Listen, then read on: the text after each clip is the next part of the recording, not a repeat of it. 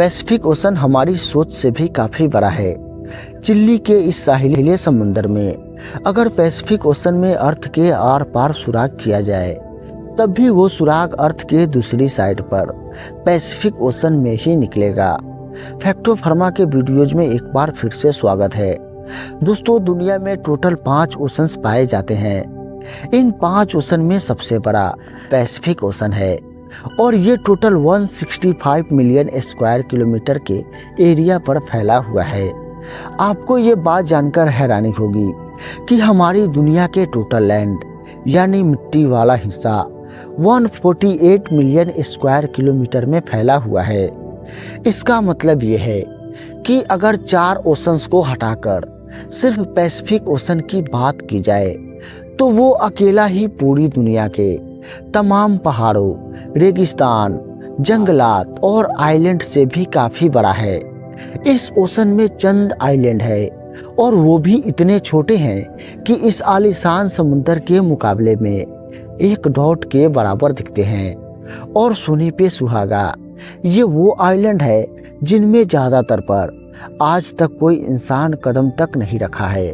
कुल मिलाकर ये बात हुआ कि अगर इस पैसिफिक ओशन में कोई इंसान खो जाए तो उस इंसान को ढूंढ पाना लगभग ना के बराबर होगा। लेकिन आज आप एक ऐसे इंसान की रियल स्टोरी जानेंगे जो अपनी छोटी सी बोट पर इस पैसिफिक ओशन में गुम हो गया था। वो भी सिर्फ 10 या 15 दिनों के लिए नहीं बल्कि पूरे 438 दिनों तक। जी हाँ, इस शख्स ने एक्सीडेंटली एक ऐसा वर्ल्ड रिकॉर्ड बना लिया था जिसको कोई चाहते हुए भी तोड़ना नहीं चाहेगा। समुद्र में अकेले सबसे ज्यादा दिनों तक वक्त गुजारने का वर्ल्ड रिकॉर्ड जोस सेल्वाडोर एल्वरिंगा नामी ये आदमी ने बनाया था, जिसने समुद्र में पूरे 438 दिन गुजारे, वो भी एक छोटी सी 7 फीट की बोट पर। लेकिन सवाल ये है कि आखिर 14 महीनों तक खौफनाक समुद्र में ये अकेला जिंदा कैसे रहा। लेकिन इससे पहले हम ये जानेंगे कि ये समुद्र में गया ही क्यों था। ये बात है साल 2012 की, जब मेक्सिको के एक छोटे से गांव कोस्टा एजुल में जोस एल्वरिंगा नामी ये आदमी रहता था। जोस 36 साल का था और वो एक एक्सपर्ट मछुआरा भी था। 17 नवंबर 2012 वाले दिन जोस अपने एक साथी के साथ फिशिंग के लिए अपने बोट पर रवाना हुआ। इनका प्लान था कि वो समुद्र में 30 घंटे ही गुजारेंगे। इसी वजह से इनकी बोट पर ज्यादा सामान भी नहीं था। इस 7 फीट के बोट में सिर्फ एक इंजन और एक रेफ्रिजरेटर था जिसमें वो मछलियों को स्टोर करते थे। अपने साथ सिर्फ एक दिन का खाना ले जाने वाले जोस को ये कहाँ मालूम था कि अगले 438 दिन उनके जिंदगी की सबसे बदतरीन दिन होने वाले हैं। वो मेक्सिको के 120 किलोमीटर दूर गए और अपना जाल समुद्र में बिछा दिया। लेकिन उसी वक्त एक खौफनाक समुद्र आ पहुंचा। अपनी जान बचाने के लिए वो मछलियों के जाल को वहीं पर छोड़कर साहिल के तरफ उल्टे पांव भागे।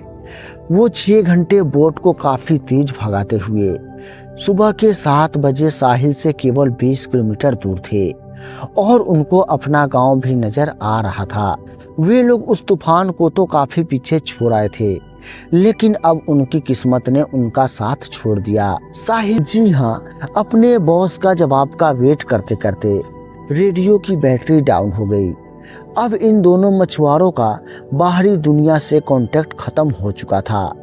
जोस एल्वरिंगा और उसका साथी इसी शौक में थे कि तभी वो हुआ जिसका अंदाजा किसी को भी नहीं था। तेज हवाओं ने उनको वापस समुद्र की तरफ धकेलना शुरू कर दिया और जो साहिल उनको नजर आ रहे थे वो आहिस्ता आहिस्ता उनके नजरों से दूर होता चला गया।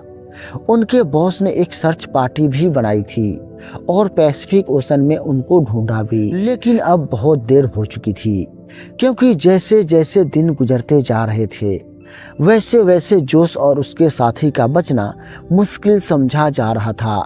उनको मालूम था कि उनकी बोट इतनी छोटी है कि उन्हें दूर से भी स्पॉट नहीं किया जा सकता।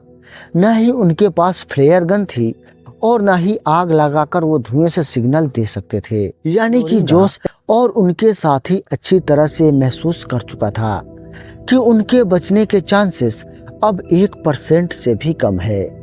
वो जो खाना पीना अपने साथ लाए थे वो पहले ही खत्म हो चुका था, इसलिए वो पेट भरने के लिए अपने हाथों से उन परिंदों को पकड़ना शुरू कर दिया जो उनके बोट पर आकर बैठते थे, या फिर बोट के आसपास मौजूद मछलियों को पकड़कर कच्चा खाने लगे। समुद्र के खारा पानी पीने से इंसान की मौत हो सकती है, इसी वजह से उन्होंने बारिश के पानी समुद्र में तैरने वाले प्लास्टिक के बोतल में जमा करके पीना शुरू कर दिया। लेकिन जब बारिश कई दिनों तक नहीं पड़ती थी तब वो अपनी प्यास बुझाने के लिए मछलियों और कछुओं का खून पीते थे, वो भी तब जब वो उन्हें पकड़ने में कामयाब हो जाते थे। दिन गुजरते गए और फिर महीने, और वो दोनों जिस तरह से गुजर रहे थे उसे कल्पना करना भी हमारे लिए मुश्किल है। और आखिरकार जोश एल्वरिंगा का साथी ये टॉर्चर बर्दाश्त नहीं कर सका और 4 महीनों के बाद उसने सुसाइड कर लिया। अब इस छोटी सी बोट पर बात करने के लिए भी जोश के पास कोई नहीं था और वो चारों ओर से घिरे पानी के इस समुद्र में अकेले जिंदगी गुजारने लगा। मैप में देखा जाए तो एक अंदाजे के मुताबिक जोश पैसिफिक ओशन के इस हिस्से में मौजूद था और ये दुनिया के सबसे खामोश हिस्सा माना जाता है। ये ऐसी जगह है जहां से कार्गो शिप भी कभी कभी ही गुजरता है।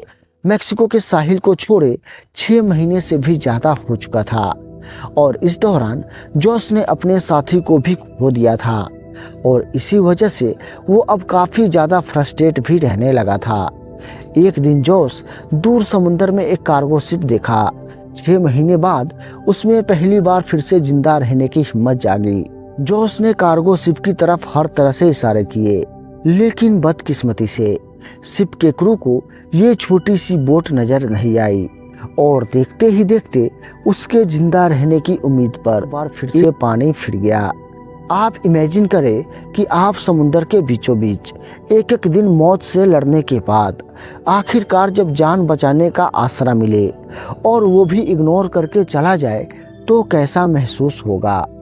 11 महीनों के बाद जोश अपनी इस छोटी सी बोट पर 8000 किलोमीटर ट्रेवल कर चुका था। उसके कपड़े भी फट चुके थे और अपने आप को सनलाइट से बचाने के लिए उसके पास सिर्फ अंडरवेस्ट ही बचा था। आखिरकार वो घड़ी भी आ गई जब जोश की किस्मत उस पर मेहरबान हुई।